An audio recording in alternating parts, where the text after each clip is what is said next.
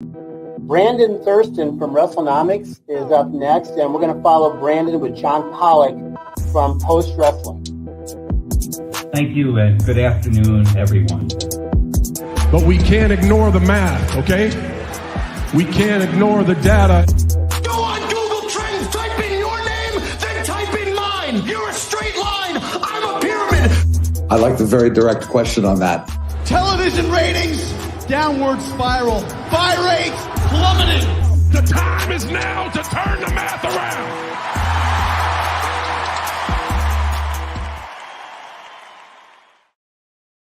And welcome to Pollock and Thurston for Wednesday, December the 13th. It's John Pollock from Post Wrestling and Brandon Thurston from Wrestlenomics. Hello, Brandon. Hello, John. And as I told you when we jumped on here, welcome back to Twitter. I made a return to the platform today. You know, I've actually been lurking more and more on Threads, and then today I felt really. Is there anything wrestling related going on Threads that much? You know what? There's a fair amount of activity of people that I'm following on Twitter that seem to be making the migration towards Threads, that are posting like individual, like not just copy and pasting between both platforms. It looks like there are some that are putting unique comments, threads on Threads. Yeah, if Threads had an API, I would just cross post everything from Twitter to Threads. Yeah, it's kind of like I am never going to adapt to something that I literally have to pick up my phone to touch. If you don't have the desktop capability, call me old. That's fine. But I'm never going to participate in these platforms where it's a pain to go out of my way to engage in. So I'm more than happy to also just direct everyone to this show, Pollock and Thurston. You want my thoughts? That was just a sample today online, as I was to bring everyone into context. So, as we have seen for quite a while now, when Fightful will come out with various reports about producers on various matches, this has just been like commonplace. And I guess the story this week was the fact that Seth Rollins and CM Punk's segment on Raw did not have a producer listed to it that Fightful reported on. So Brian Gewirtz, who I like Brian, I've spoken to him in the past, and anyway, he responded to this story that was aggregated, that this is so stupid. When there's no physicality, there's no producer assigned to a segment. It's been that way forever. Doesn't mean there wasn't a writer working with talent. The bigger question, why is anyone within the company sharing scripts / rundowns with anyone outside of the company? So it came across my my desktop, and it's an aspect that kind of takes me to another subject that I have sort of like, it always has irked me, the fact that we watch so much wrestling product, whether it's good or bad. It comes with both. But you could watch a tremendous video package, a tremendous segment, a tremendous match, and you don't know all of the people that go into this beyond just your principal performers that you see on screen. So to get to Brian's criticism, I mean, he's looking at it more like, why would someone leak this information? And my argument would be, there are tons of nameless, faceless people in that company that work tirelessly on a weekly basis that I think would have no objection to their work being recognized. And I understand that's a larger issue in pro wrestling, but one that, without any kind of, we talk about the writer's strike that just went down. WWE's writers, not part of that. And these people receive no credit. So when a writer comes and goes in the company, they could be there for 20 years or 2 months. Odds are you're going to know very little in terms of the names that make up this writing list and any of the work that they were attached to. So when they are on the outs, and do we think that union writers, that's part of their union contract, is that they have to be credited? I think that's a major part of like negotiations. It's in terms of like where your positioning is in credits, what kind of title you're going to be attached to. And I mean, that's certainly something that, is not there on behalf of the broadcaster. That's there on the behalf of the writers. So they are recognized for their work. Yeah, there's something called the WGA screenwriting credit system, just on a quick Google there. So anyway, it was just my thought on just where the wrestling system is. And instead of viewing this as a who's leaking this type of angle to take from it, maybe we could approach it from the side of, why do we not recognize more people that work on these shows? And it just seems to be, well, it's pro wrestling. We've never done it that way outside of, WCW famously having a credit rule at the end of their pay-per-views. But largely it's a uncredited industry that we watch all of this programming with. And then when we see a mass amount of cuts that come, well, if you're a performer, that's going to get tons of spotlight. But there's lots of these people, and we just heard Mark Shapiro last week stating the fact that a lot of these nameless, faceless people, probably more cuts coming in those departments, and we won't know most of their names. So when a lot of the response to this, by the way, is positive, including people who are in the business like Mark Henry and Matt Cardona approving of it. And I haven't even looked at any of the stuff, so this is all news to me. And a lot of random fans just being like, yeah. But so what's... Feel free to play devil's advocate, though. Sure. So what's the harm here, first of all? I think there's a second issue that he's getting to, maybe like, who's the rat? But what's the harm? Is it that people will watch the show and know sort of the inner workings, that takes away some of the mystique? I almost want to say, oh no, people are going to figure out pretty soon that this business is a work and then that these matches aren't real. But is it like, I've heard people complain about this, the spoilers that supposedly the dirt sheet writers report, which I don't know that they're reporting spoilers so much as I know Sean Rossap will report, here's the lineup of, and that is actually what he's referring to, what Brian Gewirtz is referring to here, the scripts and the rundowns. And I just feel it's a case of that, the fact that the media and the wrestling companies that we cover, we're not always going to have the same objectives of what a report is. And yes, let's just throw a theoretical out there that this past Saturday for instance, John Cena, who works on our site, he was in Bridgeport, Connecticut for NXT. He went by the WWE headquarters. Now, if he had spotted CM Punk there in the afternoon and he texts me, hey, Pollock, I just saw CM Punk. He's 20 minutes away from Bridgeport. Maybe he's going to be on Deadline tonight. Now, I love John Cena, but would have to verify that. And not to toot my own horn, but I feel I could verify that with a couple of texts and confirmations. Is CM Punk scheduled for tonight? Let's say I get the okay, and I report CM Punk is in Bridgeport, expected to appear on Deadline tonight. I have no doubt. I think that's newsworthy. I have no doubt I would get tons of, you ruined this surprise. However, WWE took it on their behalf to the same channels that they will criticize for spoilers, they will actively utilize when they want to get the word out to benefit the hype and last minute buzz for their show, which they did Saturday, noting that CM Punk is in Bridgeport and doing a tweet back and forth with Shawn Michaels, inviting him to the show. And no one cries spoiler on behalf of the company because that's the direction now they are pointing you in. So we're very selective when it comes to this criticism, when it's media disseminating a message versus the company actively promoting something because they know it has a value to promotion versus a surprise. And I think what you're describing there with like a CM Punk case would be an exceptional case in terms of I might come across it not knowing that that I'm about to see something that's a spoiler. In terms of the rundowns that Fightful reports, I have to seek those out. And like I subscribe to Fightful Select. I rarely look at them because it's not something I'm particularly interested to see what the rundown of Raw or SmackDown are before.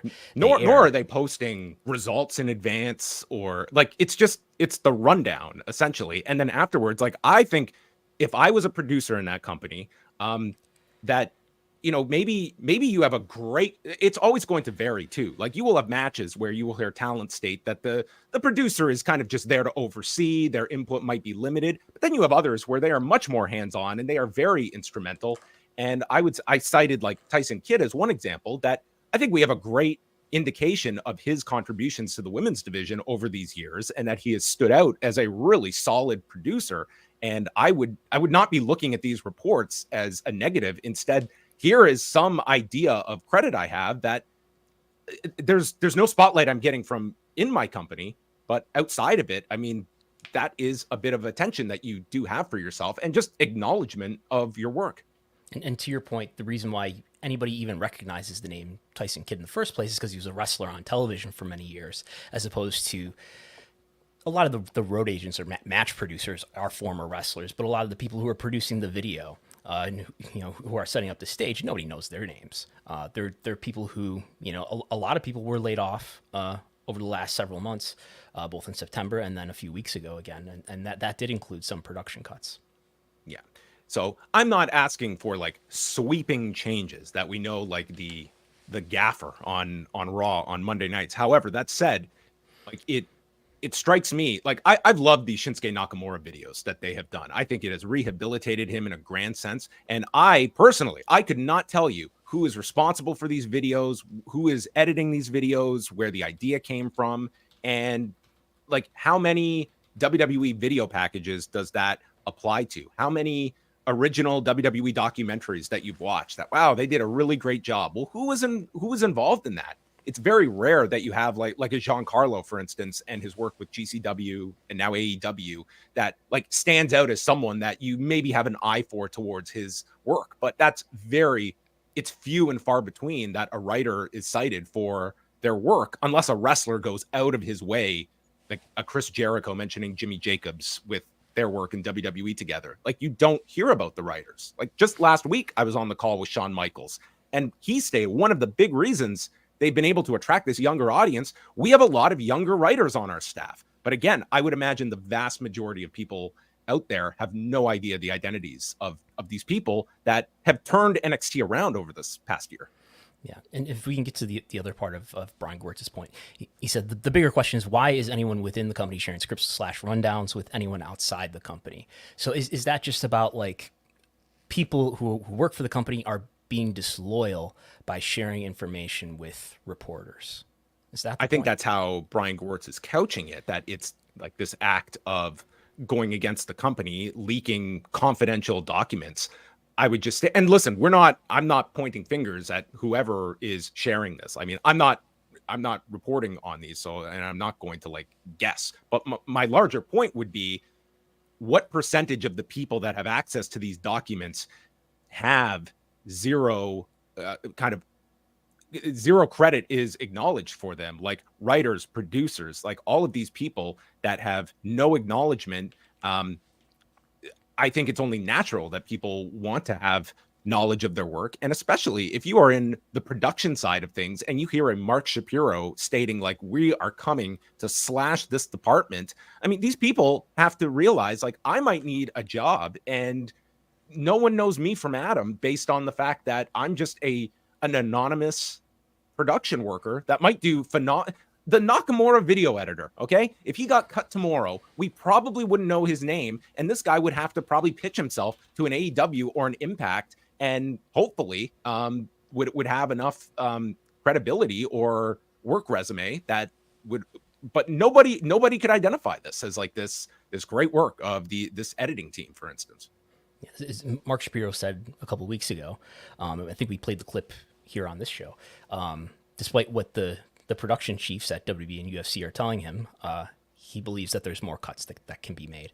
He didn't specify people, but I think of course, he's not going to specify people, even if he does really mean people. He did mention cameras and tape machines, but I'm thinking he means people as part of that expense that he thinks can be cut. So anyway, those are my thoughts. Are you pro credit rolls at the end of wrestling shows, Brandon? Do you think that would actually upset? Like, would that be a drastic change to have some implementation where there is acknowledgement, or there is kind of like writers attached to like a great scene, for instance? I guess I'm thinking about where that would be. I guess it would be at the end of the show, and we can all remember like the old WCW pay-per-views that would roll the credits, right, and you'd see Virgil Runnels as the director, or whatever. I guess it's a question of where to put it on a show that is traditionally so tight for time.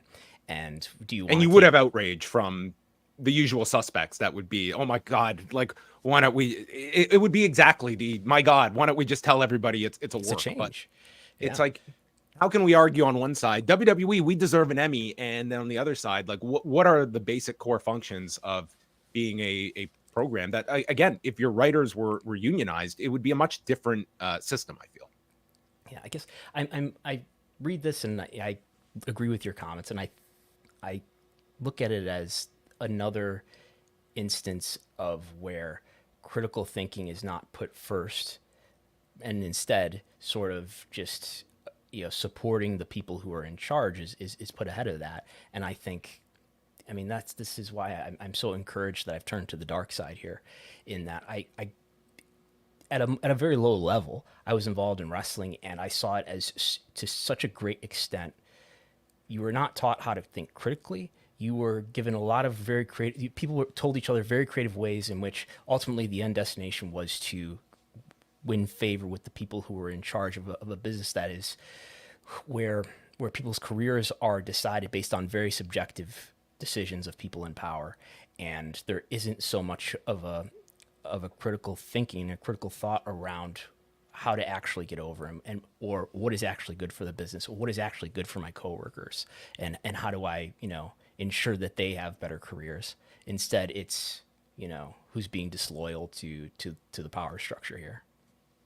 Well, I learned in my own career working at a television broadcaster where it was like a lot of the people above us came from, a previous network that they had worked at. And it's just natural that you implement sort of the patterns and ways you do things into your future work. And I would always be one of, why are we doing it this way? And a lot of times the feedback was, well, that's how we've always done it. And it becomes very easy, especially when you're churning out a lot of content, to just fall into these. But I think sometimes it does help, and pro wrestling could greatly utilize some of, well, why do we do this? And if that's how pro wrestling is. And if that's the only answer you can provide, then I think it does require more critical thought, as you would put it, because just doing things because that's the way it's always been done, is that really relevant to the current marketplace and where pro wrestling is today versus where pro wrestling was 20 years ago? I mean, it's a night and day difference of a business. But we've gone long enough without talking about CM Punk, because that was our headliner today, to talk about the early returns on CM Punk. Has it been a positive return for CM Punk after several appearances on television? Has yet to wrestle a match, but he will be at the end of the month, as he has been added to 2 live events as of this recording. I read that he's wrestling Dominic. So his first promo was met with some disappointment. I think that people thought he was too much of a fawning, of a nice CM Punk. His first promo on Raw after Survivor Series, but now he is. This past Friday, he was on SmackDown. And his quarter did well, and I have his quarter here for Raw, which did enormously well. He was the only quarter, we have to say here, he was the only quarter. I should include Seth Rollins here too. CM Punk and Seth Rollins, they were the entirety of this quarter. There were no ads in this quarter, which is very beneficial. For people watching the video, you can see in the red here, this is the only quarter with no ads. Every other quarter had at least 1 ad. Many had 2. So they were definitely. Is that consistent with the 9 o'clock to 9:15 quarter, or does that vary by week? That the ad breaks. I don't know, but I want to say it's pretty rare for there to be no ads whatsoever, right? In a whole quarter hour. Now, taking that into consideration, I went into the big spreadsheet and I said, give me all the quarter hours that were on Raw that had no ad breaks in them. Show me the quarter-to-quarter difference. This is the biggest positive difference. As you can see, 25% up from the prior quarter. There's no quarter hour from Raw that had no ads or had ads in it, either way, since early 2022, that has a delta, has an increase as high as this does. So even considering great advantage here, no ads, this is a meaningful data point. When I saw your line graph, I mean, it just looked like I imagined it would be Phil Brooks' screensaver for at least the next couple of months, because look at this this triangle here at the top here. So this was the peak in viewership and the 18 to 49 by a significant margin, 1,881,000 viewers, as Brandon mentioned, a 25% increase from the prior quarter, and doing what is at 814,000 in the demo. So this was over 600,000 viewers above the main event in the third hour as well. This was the peak segment on Raw. It was an excellently received segment on top of that, and comes after his appearance on Friday Night SmackDown, which was also the peak audience and quarter. But this was, I would say, so far his most impressive performance to date, because this was not like this was 2 nights after the Survivor Series. This is several appearances in, and it was viewed, with the hook of him deciding what brand he's going to sign with. Maybe the strongest argument for the brand split of late here was CM Punk having to decide between SmackDown, NXT, and Raw. Yeah, I look at especially this quarter hour from Raw, and as you mentioned, it's such a high peak above everything surrounding it. I do wonder, and I've seen other instances that made me think the same thing over the last several months. That I wonder if a lot of the increase in viewership here, and remember, we're still looking at live same day, right? I mean, we're not even a few days removed from the event happening, but still everything that this measurement is live same day. So anything probably before like 3 a.m. gets counted in here. I wonder if it's a lot of people who are hearing the feedback and are going back to their DVRs and checking it out and then just not watching the rest of the show because it's such a huge difference over what's before and what's after. And this clearly an argument for when two people do a face-to-face with no words, that 30 camera cuts are perfectly acceptable. I heard you counted that, right? That's what that was. That was during this in-ring promo? This is when 30? Seth enters the ring and they just go face to face and they're just staring a hole into one another. I'm watching this and I was like, it was jarring to me. And I'm just watching this. I was like, how many cuts are there? And guess what? I have a lot of time on my hands when I'm watching Raw. So I went back. There were 30 camera cuts during this face to face before Seth or Punk said a word to one another. Yeah, I don't know how often that happens in promos, right? Like, obviously, we know the tradition for matches is every time there's impact, the camera switches, and I've heard people say that it's been less so. I would be curious to go back 20 years or so to the famous Hogan Rock segment that they had and see if it was a similar, cut trigger happy finger. You know what I've considered doing, and it would take a lot of work to do, because I'd have to download video and gigabytes upon gigabytes of video, but to give me a few episodes of Raw from, I don't know, each year or something like that, so we can use a sample and extrapolate.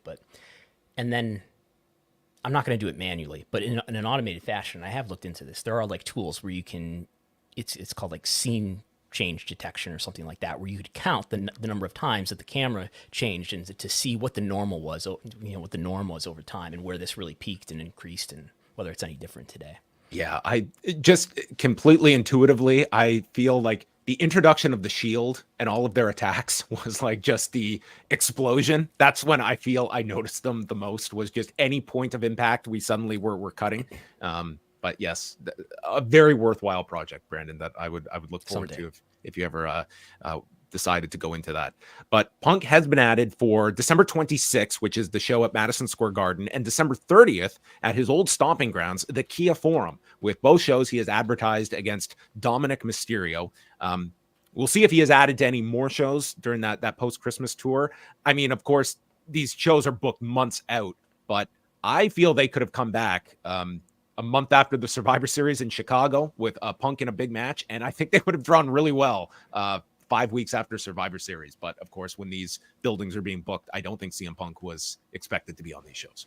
Yeah, didn't you guys mention this? Suggest this as a match, Dom versus CM Punk on a recent Rewind a Raw? Well, they did the brief tease of the two just interacting, and I thought this was a perfect opponent. These are going to have mega heat in these matches, and it's a safe opponent for Punk to just go in. It's not like you're giving away everything, but I think this is a great opponent for these returns for Punk on these shows, and I am certain that both the LA and New York shows are going to see a bump here as CM Punk adds to his WWE portfolio. But you have to assess this overall, that this has been as strong a 3 weeks as you could envision of a CM Punk return to the WWE and where things stand, and that this guy appears to be on the precipice of getting a major match at WrestleMania with Seth Rollins at the end of it. Yeah, I would say it's going pretty well so far. I watched the Seth Rollins segment, and I did feel when CM Punk is on TV, it feels, I don't know, it feels more important, or it feels more real, I guess, in a way that, in the nearly 10 years in between, WWE has not felt so real. It feels relevant and something serious and real is happening.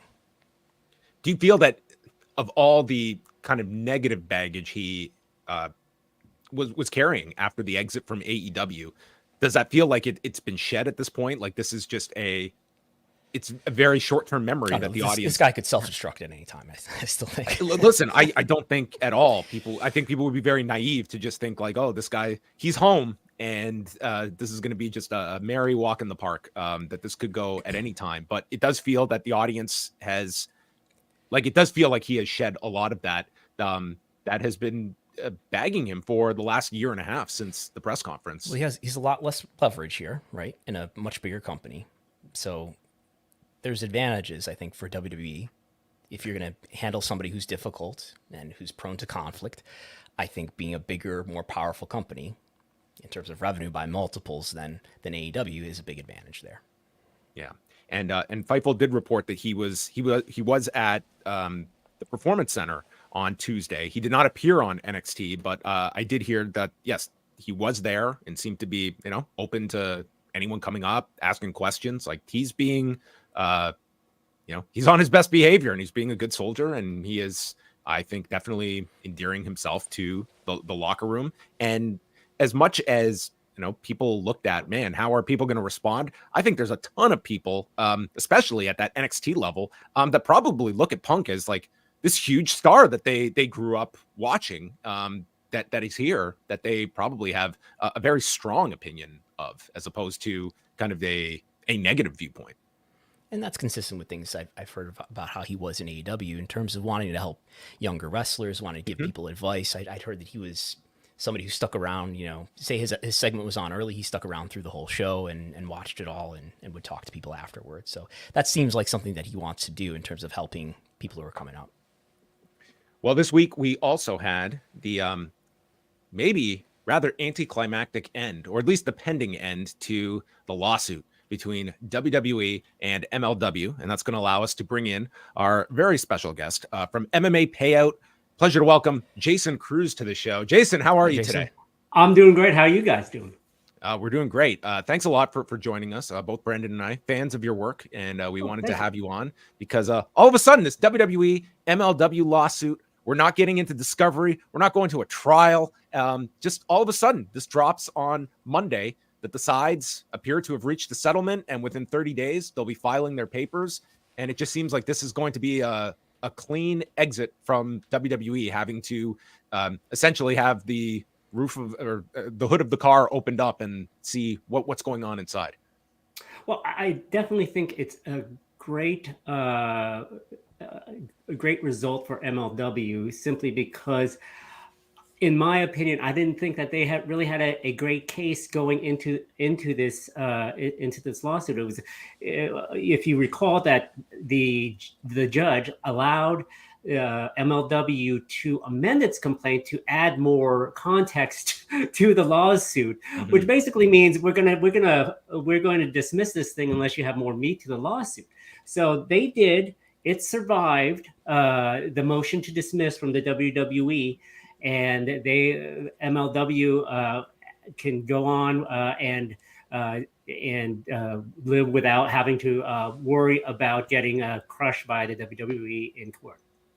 And do you have a sense of how common that is for a case to get dismissed, but for the judge to allow the plaintiff to amend in a case like this?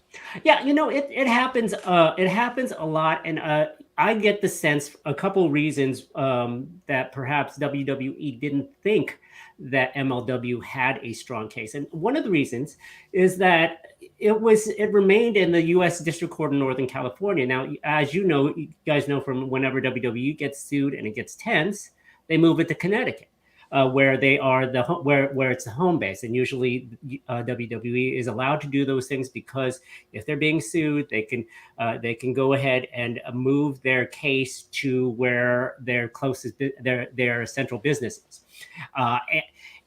So, secondly, as a matter of context, when filing lawsuits, the court will allow the plaintiff filing the lawsuit every opportunity to get its say in court, essentially. And so they can amend the law. They can suggest that they amend the lawsuit basically by just saying, hey, listen, the court would just say, hey, listen, we don't think you have a strong case here. Now, if you bring something else, we can entertain it and the defendants can defend it. And we could see here that when MLW filed its first amended complaint, that they went ahead and put in more detail and context for the court to entertain it and the WWE to defend it. Going through the case, like, where did you see MLW? Like, what was the strength of their argument, if you believe that there was one? Well, it wasn't an antitrust claim. It wasn't the antitrust claim, to be honest with you. I think they did have a strong case with the intentional interference with the prospective businesses. I think that their allegations related to how Vince McMahon and WWE went behind the scenes to get them off of Vice, the decision not to include them on the Peacock network. I think those were strong allegations against WWE. Did they give rise to antitrust implications as far as destroying other people within the market? I don't know if any of those things would give rise to being anti-competitive. Now, definitely they can have a monopoly and be a strong market, a strong market share, but you'd have to prove, MLW would have to prove more than what they had brought as far as, hey, they did this to everybody. WWE had so much bandwidth that they shut everybody off of television or streaming platforms. And I think that's what one of the WWE's central arguments is like, hey, we're not taking you off of TV. We're not taking you off of any of these larger platforms. We're just, we just have the contacts and you don't. So the point that this case was at was in discovery, which it seemed was beginning to happen, which you can explain better. But I think it means we request certain information from each other's parties, and maybe we get that information. It's like, what kind of discovery would MLW have had to, bring out to help their case? I think that as we are seeing in the Zuffa lawsuit, if they were able to extract emails or communications or something of that nature where they were to see emails where they are talking, where an executive is talking to Stephanie McMahon or Vince McMahon about how Vince McMahon was pissed that Vice had, which is alleged. Which is alleged. With these emails about, hey, get these guys off. Why are you getting this other wrestling promotion out there? The quote unquote, hot document or something of that nature. Those things could have been helpful for MLW to prove their case. Also that, they probably have to depose people, WWE executives. And then, obviously with the talent poaching or whatnot, they'd have to prove that as well. So in this case, I mean, if you are the legal representation for MLW, and they did have like a pretty significant law firm backing them here with Mark Kasowitz, I mean, are you ultimately of the belief that, a lot of times in a case like this is going to come down to a settlement, and how far are we going to go before there's a figure that is just too enticing to just walk away from and end what is just going to be mounting legal bills on the MLW side that I'm sure this was not a cheap venture to pursue for the last year and a half. No, not at all. And definitely in comparison to the UFC lawsuit where there are fighters fighting for a share of the pie, we have just one entity, and that's MLW. And as far as the legal representation, you want to ask your client, hey, how far do you want to go with this? And moreover, do you have the capital to fund this lawsuit through trial? I don't know what the structure is. Usually in these plaintiffs' lawsuits, they are, as they say in the craps terms, on the come. Just when you get paid, you have to when you settle or get the verdict, you get paid. So I'm not sure if MLW was just paying them monthly or whatnot, but definitely it's something, especially for MLW. More than I that it's a smaller entity. I don't know how much of a legal budget they have, but a year and a half in. And you worry about, how much you're spending on all of these legal bills. and what are you going to gain out of that? Do you really believe you're going to get a multi-million-dollar verdict out of WWE? And then how long before you actually get it? Because certainly WWE would appeal any decision that would happen. Yeah, my impression is that MLW, they have investors, but maybe this was on contingency, especially given the profile of the law firm that they were working with. But do you see any relationship between the UFC antitrust case being ongoing and this case with WWE? When that case started, when the WWE case started, and the UFC case for that matter, 10 years ago, they were not merged. They have merged in September. And do you think that fact that they are now two merged companies, both litigating antitrust lawsuits, do you see that having any pressure in urging a settlement to eventually happen here? Not at all. I don't think so, simply because I think that TKO itself is a huge entity in which they can assume a lot of the legal bills that were happening. I would imagine that the executives got in there with the lawyers and law firms and discussed what's the strategy and what's the strength of the lawsuit. They have enough money to withstand going to trial with both lawsuits. I mean, I'm sure they have more than just two lawsuits going on. Again, like I said, the WWE lawsuit, they had a stronger case as far as either getting it out on a summary judgment motion or dismissing it or actually winning a defense verdict. The UFC case is a lot more intense as far as the issues involved and how it could structure and change the industry. As you look at sort of what is your major takeaway here on the WWE's end? Like, certainly we assume that, they're signing over some sizable portion here to make this go away. But also, I would say at the same time, let's not leave ourselves open that another promotion could revisit this down the road. I mean, do you feel like something like this actually does assess your internal practices? Because the deeper you go with WWE, I think, especially when we're talking about the 80s, where it was just the Wild West, and you could certainly point to a lot of predatory behavior, does the company take anything in solace from this to avoid another entity coming after them with similar arguments about their business practices? Probably not, to be honest with you. I think that the closest competitor and the promotion that could do something of that nature would be AEW, as you guys know, but AEW just actually purchased a company. So I don't know what they would do. I doubt a antitrust lawsuit would come of any of the anything between AEW or WWE. There may be lawsuits, contractual interference with business relations, those more of us or commercial torts of that nature, where they're just businesses suing other businesses for money, not a game-changing antitrust lawsuit. And the other promotions in wrestling, are smaller and just don't have the budgets to go up against the WWE. And would WWE be in a position where they will eventually, as TKO is a publicly traded company, disclose whatever this settlement figure is, or like what's kind of their responsibility when it comes to this case being settled?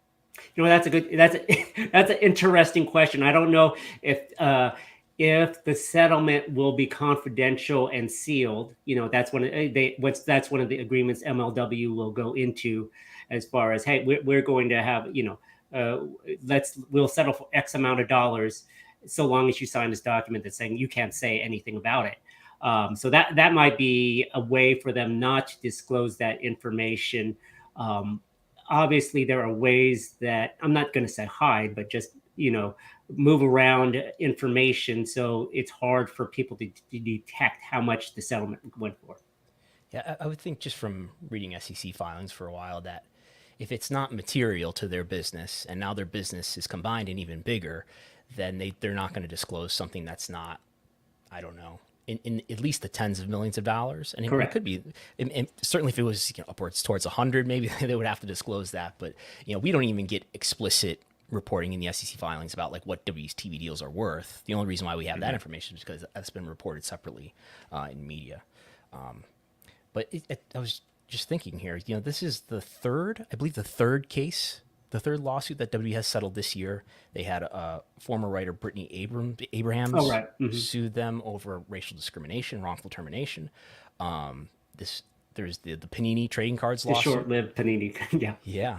And this is the third, and even you could go back to, I think, in 2018 or 2019, there's a shareholder lawsuit that was settled. So it's usually not that's not the reputation of a Vince McMahon company to settle. He usually wants to fight, but I wonder if that, makes people smell blood in the water here. I know these are all pretty different issues, but, it's not usual. It's not usually the case for WWE to settle lawsuits. As soon as the discovery phase reached, we need access to Vince McMahon's inbox. It's like, okay, let's sit down and talk about this.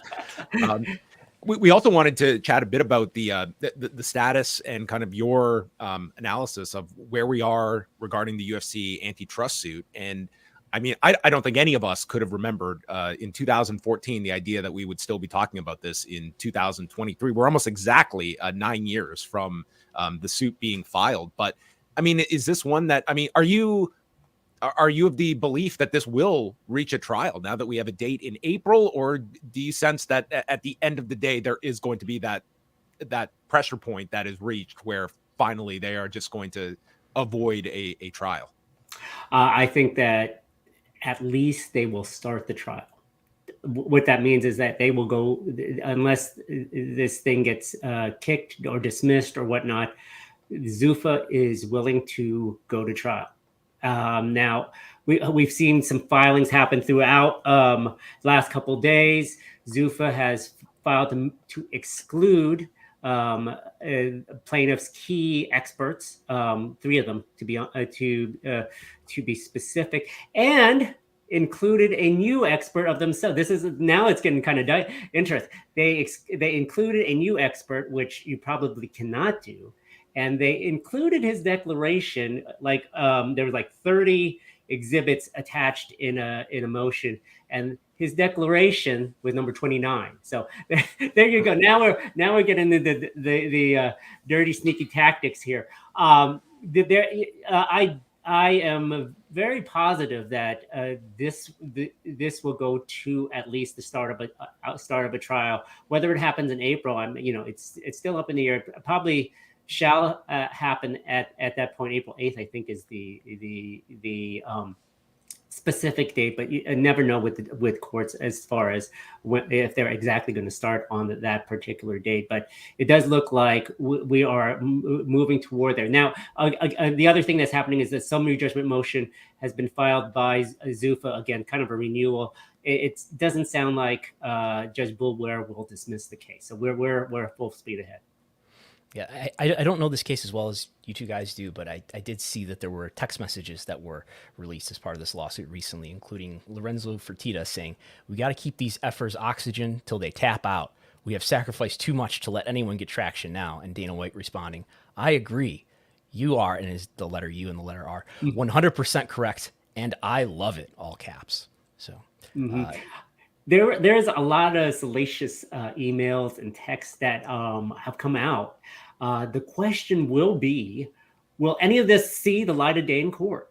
Because a lot of this information that will be submitted will be objected to by Zuffa as far as how, what evidentiary rule, and now we're getting really into the legal weeds about this, what evidentiary rule will allow it to come into court? Is that prejudicial, more prejudicial than probative evidence there? I mean, with Lorenzo Fertitta texting that, is that, was he really is saying we are suppressing the market competition at this point, or were they just happy that they beat a guy or made a guy sign a contract or beat out another promotion? I'm really curious to see, like, especially, and this would only happen, I think, if we actually got to the trial phase of whether this does become sort of a mainstream sports story. Like, you will see like some attention here or there, but I mean, even in the MMA space, as you see, Jason, like it's covered in certain outlets, but not prevalent. It's like, to my knowledge, I don't think Dana White has ever had this suit brought up to him. Certainly not since these recent revelations and such. And like, is there a real galvanizing effort towards fighters being underpaid and this becoming sort of a national story in that sense, or if this is something that is going to kind of just be quiet and people are not going to get lost in the weeds of the details of how these fighters earn or do not earn a living. It speaks to media in general, simply because that if the MMA media need access to fighters and to the stories. Now, if you talk about a story that could put the UFC in bad light, they may not come back to you, and might not be on their press release list. To be honest with you, but definitely if this goes to trial and we get testimony and it goes to verdict. You definitely would have to see at least some sort of recognition of this lawsuit happening. I guess to just try and assume like the UFC's stance, and I feel this would be kind of Dana White's big, trumpeting cry would just be the sense of like, this is America where I built this business and this is about building our business up. And if the competitors can't stand with us, then they fall. This is America. We're the biggest win. I mean, that's going to be the argument in the sense that, yeah, we're building our company up. And yeah, if the competitors, it's on them to reach our level. I think that's going to be kind of Dana will sway, I think, a significant amount of the public, because this is a very unique industry where we see a lot of fans that side with the company over the fighters. And that's very unique to other sports, but it's one that like Dana White is their Pied Piper that they stand behind, and he's like this cult of personality to them. It's brand loyalty. It's brand loyalty. Dana White is the UFC brand, not the fighters. That's what Zuffa wants you to be indoctrinated about. It's like, it's not about the fighters. It's about Dana White working all hours of the night, bringing the fights to the fans and investing their own money. There's going to be a lot of a testimony about how they were broke. They were on the cusp of bankruptcy and selling, and they went ahead and put in their own money yet again to prop up the business. And that's going to be one of their talking points when they go to trial. It's hilarious because this week we're actually doing a retrospective look at the first season of The Ultimate Fighter. And the speech everyone remembers is Dana White addressing all the fighters. Do you want to be an effing fighter? And the premise of that speech is the fighters, many of them were there under the belief that they wouldn't have to fight until the finale. And then they are told, no, we're doing fights in the gym that will be exhibition bouts, and no one is being paid for these fights. And these guys are like, we're fighting for free. Like, that famous speech is all on the premise of these fighters actually showing some like resistance to this practice that the UFC, and it was Dana's speech of essentially, we've put all this money into this. This is a great opportunity for you. How dare you expect to be paid for these fights? But that was the premise of like one of the key moments of that first Ultimate Fighter season. And everyone knows how that season went for the company. Yeah, it put them on the map. So anyway, we Brandon, any further thoughts on where this case is going and sort of the challenges ahead? Yeah, just one more. Did you have any opinion about why this case apparently hasn't affected the TKO stock very much, or Endeavor's stock, I guess, for that matter, since before the merger? TKO stock has been down the last few months, but that's, I think, mainly reacting to the SmackDown deal coming in lower than was baked in, and Vince McMahon selling some shares, and maybe a little bit of worry about the PFL deal with Saudi Arabia. But apparently, the stock market doesn't view the antitrust lawsuit as a big deal. So I was wondering if you have any thoughts about that. Yeah, I think it goes to the fact that this isn't covered too much. That people don't believe that even if we go to a trial, that Zuffa has gone ahead and said that they're going to appeal this verdict or this ruling. This verdict, no matter what.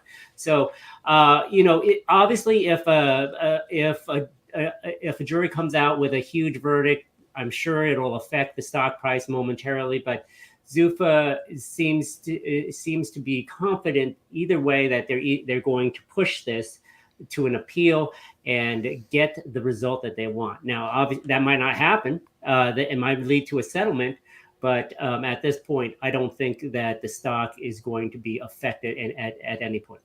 And if there is like a big settlement, or if there's a big judgment against UFC, would that take money and would that take, cash directly from TKO, or they have insurance, they have liability insurance that would help them cover that? I don't think they have insurance. I don't think antitrust is covered by insurance. So that's another thing that would have to be considered once this gets closer. How in the alternative that they lose or they have to pay out a settlement. Where would that money come from? I'm sure that the UFC could do whatever, has the money, could borrow it, whatever it may be. But yeah, I don't think insurance would come into play here. Sure. Okay, Johnny, have anything else? No, as I am in the midst of handling two children. But did you have to break up a fight? No fights, just a bathroom break. But nonetheless. Jason, we do want to give you a chance to let all of our viewers out there know where they can follow your work over at MMA Payout and anything else you have coming up. Oh yeah, but by the way, I wore my War Games shirt just because I wanted to be. So here you go. There it is. WWE War Games. Yeah, I think this is the first. Over as the official merchandise for the upcoming trial if they make it in April. Yes. Yeah, so you can follow me. Once again, thank you very much for having me. MMApayout.com is the website. YouTube, I do breakdowns of these suits on the legal submission, but it's YouTube, Jason Cruz. And follow me on Twitter, MMA Payout, or Dilettaunt, DILLETAUNT. And by the way, the book. If you go to Amazon, the book Mixed Martial Arts and the Law, by the way, if you want a copy as a stocking stuffer. There you go. Disputes, Suits, and Legal Issues by Jason Cruz. So definitely worth picking up. This was great, Jason. I'm sure we will be hitting you up again down the road because always legal drama between MMA and professional wrestling. And this was a great synopsis of everything going on. Awesome. Thank you very much, guys. Have a great one. All right. Jason. Thanks a lot, Jason.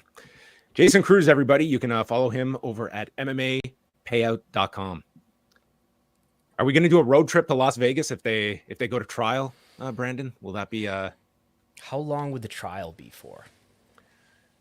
Who knows? I mean, I wouldn't be opposed to that. Could be a solid 10 days, potentially. Yeah. This could be our version of Vince McMahon's 94 steroid distribution trial. Right. I don't see Dana White wearing a neck brace, though. Probably not. I don't think. The guy wouldn't wear a mask to show weakness. I don't think he's going to wear a neck brace, but maybe he'll get advice from his now coworker. We have a few questions to get to. If you want to sneak in a question, you're welcome to. This was sent in earlier from Andy. Thank you for the super chat.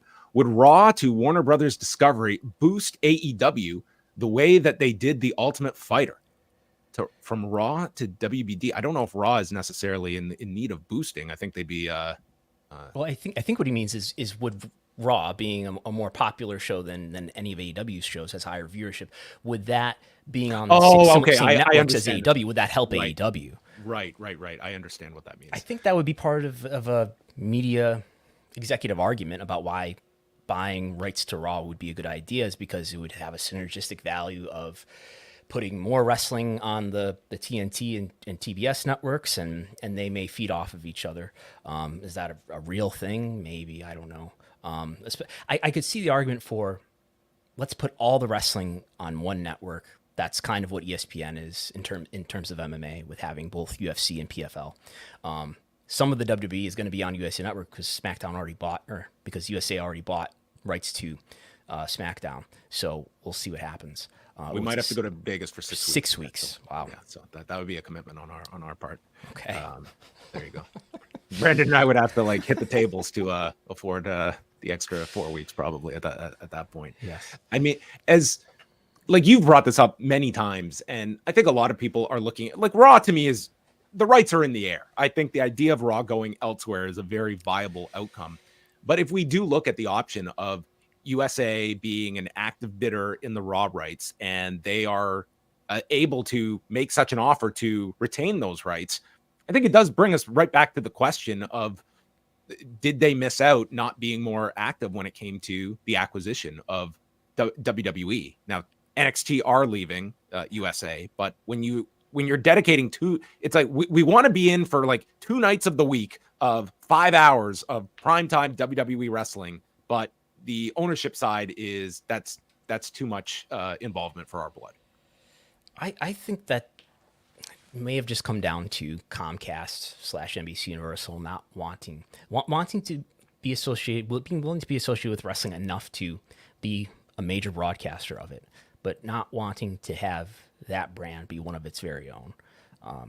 That is my best guess about why they did not buy WWE. It looks like, in my view, looking at the filings where the suitors are anonymized, that they made a bid, and it's the lowest bid that we have a record of in that filing. It was a $76 per share bid when everybody else was in the 80s and 90s.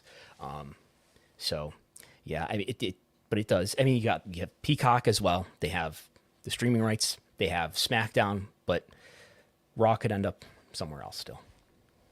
Tony Khan held a media call on Tuesday to promote Ring of Honor's Final Battle event, and we're going to hear from Tony Khan because he was asked about the reports, which House of Wrestling reported first, that CW representatives had spoken with Tony Khan in Los Angeles last year. And here is Tony Khan's answer regarding ROH's television rights and whether or not they had talks with CW. I think CW's great network, and we did have a visit. Dennis visited us at the forum last year, and it was great. And I have a lot of respect for Dennis Miller and the CW folks. And I think the timing for us wasn't necessarily right, but I think there was a lot of great interested people in the marketplace in both AEW and ROH. And I think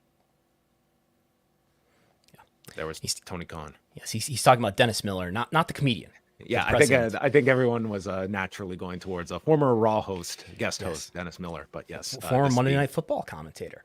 No, the president of the CW is Dennis Miller, different Dennis Miller. But yeah, he was talking about the value that Ring of Honor might have. Not only he did confirm that I don't know if he confirmed that they'd negotiated, but he met and talked with. Yeah, we had a visit. Yeah, with Dennis Miller when they were in LA. Is Ring of Honor really going to add all this value and be potentially bundled into an AEW deal? I would be surprised. I mean, if you're WBD and you haven't used Ring of Honor for some sort of content at this point, why would you start anytime soon? And the Ring of Honor brand only feels less hot than it did at an earlier time. So I wouldn't expect it, but maybe it's something that can contribute to the library. I think that's maybe the likeliest place for it to be. It would have to be a major about face, because let's just look at what we do know. Tony Khan purchases Ring of Honor in early 2022. He actively is looking for a television presence, and he is going to go to WBD to try and get Ring of Honor. And he seems very adamant that it has to be on WBD. WBD obviously passes on it because it ends up on Honor Club. And within several months, it's WBD, Mr. Zaslav, hitting up Tony. We need 2 hours of wrestling. Oh, I brought you 2 hours of wrestling. No. We want AEW wrestling on Saturday nights. I think that tells you right there that they, for whatever reason, they do not want Ring of Honor branded pro wrestling. They want AEW branded wrestling. And I mean, and from there, you can make your own assumptions about why it is that they wanted 2 more hours of wrestling later in the year, but they did not want Ring of Honor in that slot on Saturday. And thinking about it, the library value of Ring of Honor, if you've seen some VHS tapes of Ring of Honor, I bet you and I have, is that of a quality that if you're running the Max streaming service, that you even want on the Max streaming service? They look like they're shot with a camcorder, and it's being shot in 2003 or 2002. With the prior ownership of Ring of Honor, I heard from people that were working on Honor Club that just getting those the first year up, they had to put a lot of work into those. It was not just the quality, which is obviously going to be significantly below what an AEW program is going to look music, like. It's also rights, right? It's music. It's some of the content too, where you have just various angles and stuff that they shot that is not going to play to a modern audience. There was all of this stuff that it's like just the music alone, like that's a major undertaking to have to overhaul. And what is the time and money put into editing all of this library, and what are we getting out of it? I can only imagine Tony Khan sitting David Zaslav down to watch The Era of Honor Begins, which opens with the Hit Squad doing the an Christopher angle. Street connection. Yes. Oh, yes. And I remember some of the chants that were a part of that. Yeah. I mean, that was a long time ago, right? That was like, what, the 60s, early 70s? That was 2002. That was what? February 2002. Yeah. My goodness. Well, there you have it, the latest. Did anything else come out of the Ring of Honor call that I would call the something to consider call? Tony gave quite a few something to considers when he was throwing different scenarios, from stripping MJF and Adam Cole of the tag titles to should Samoa Joe have vacated the TV title? Yeah, that's something to consider. I mean, things are great. It's going to be a great show. You did ask him about Ring of Honor subscribers. I don't think he put a number on it, though. No. It seemed that on Friday's show, they are making this exclusive on Honor Club. It's not a pay-per-view. And I asked as well about whether this is kind of, are you crossing a line where you can't go back at this point to pay-per-view? The answer, as I took from him that he gave, was they're not looking at this as like a clean break from pay-per-view, that if the demand warranted it, that they could put ROH back on pay-per-view. But I think with the escalation of AEW shows, and even though they're completely separate companies, I think maybe this is probably the best distribution method for Ring of Honor as something for your Honor Club subscribers, and really does incentivize you to sign up for Honor Club, which there wasn't that incentive before if you're someone that just wants to watch the pay-per-views. I guess they made a calculation that it's a good investment to sort of cannibalize the pay-per-view, which was probably doing what do we think, 30, 40,000 buys worldwide. And it's whatever revenue that would generate without breaking out a calculator it's worth it to try to redirect that consumer activity into subscribers that may recur for more than 1 month. All right. And one other note that was coming out today, the Mark Kerr film that Dwayne Johnson was linked to. This was back in 2019. They announced this. Mark Kerr, former UFC fighter, former Pride fighter, and then was the subject of this excellent documentary in 2003 called The Smashing Machine. The rights to that were acquired by Dwayne Johnson's $7 production, and the film is set to be distributed now by A24, who's the same outlet that's putting out the Iron Claw on the Von Erich family. And 51-year-old Dwayne Johnson will play MMA fighter Mark Kerr. Okay. Are there gonna be scenes from Pride in there? Is The Rock gonna appear in Pride? Yeah, he'll have to. I mean, that was his big moment was going over to Pride and fighting at the Tokyo Dome. So I'm sure we will see Dwayne Johnson in all his MMA glory. But there you have it, everybody. It could have just been life imitating art if Dwayne Johnson had gone over in '97 like he intended to Pride. He could have fought Mark. That's Kerr, right. He almost did. He almost went to Pride. Yeah. I think that was around the time that Hulk Hogan was almost in Metallica. Yes, and wrestling 400 days a year because of the international dateline. Still a great Hulk Hoganism. But there you have it, everybody. You are now all caught up to date on all of the news that is going on. As I mentioned earlier, on Rewind Away on Thursday, for members at postwrestlingcafe.com, Way and I will be going back on Thursday, and we're looking at the first season of The Ultimate Fighter. And boy, do I have some notes on this first season. It is wild to go back. And yes, we will probably be talking about fighter pay at some point in this, which how dare you expect to be paid for these fights on national television as we try to get out of debt. So that's coming up on Thursday's edition. And tonight we will be live with Rewinded Dynamite following Winter is Coming, featuring the Von Erichs on television, Brandon. Kevin, Marshall, and Ross Von Erich as they get set for the release of their film next week. Yes. When does your embargo get lifted? Oh, it's free. It's up free. Oh yeah, I can So answer I all can of your ask questions. you, what did you think? Spoilers. Of the movie? Without Spoilers. Yeah. Without spoilers. Thumbs up, leak. thumbs down. So I'll say this in terms of the film. I think some of the performances were excellent. I think overall, many people, I do think this is going to be a hit with most people that watch it. It's already getting like some acclaim. If you're someone that knows the story, like the timeline and some of the events, the inaccuracies will drive you insane. Like there is if you know the story, but I think that's going to be a very small fragment of the audience, like even wrestling fans that know like world-class history. You are going back a bit, but this is going to be a long review in the Observer of this film then. 12 pages minimum would be my guess. So Okay. That's coming up next Friday, but we'll definitely talk about it whenever you get to see the film. You should definitely take your significant other to see it, and then see as well. She's pretty into pro wrestling herself, so she might be more ahead. Yeah, we're going out of town, but might be still home. Well, okay, I suppose we could go see it out of town too. But yeah, I do plan to see it. I'll see it as soon as possible, and we can talk about it after I see it. Okay.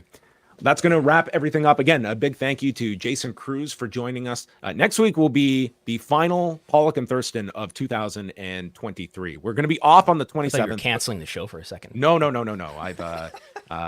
We will be back on January the 3rd. We're going to give us 1 week off for holiday madness and travel and such, and allow Brandon an afternoon to go see the Iron Claw. So sure. We will be back next week. Maybe we'll do a Who's Up, Who's Down 2023 edition of the show. A Marshan and Orand. Is this the Marshan and Orand of wrestling business? I don't know if it is or such, but we will. We don't do their voiceover sound effects. We don't have that kind of technology. But no. There you have it, everybody. That's it for Pollock and Thurston. Thanks for joining us, and we will speak with you next Wednesday.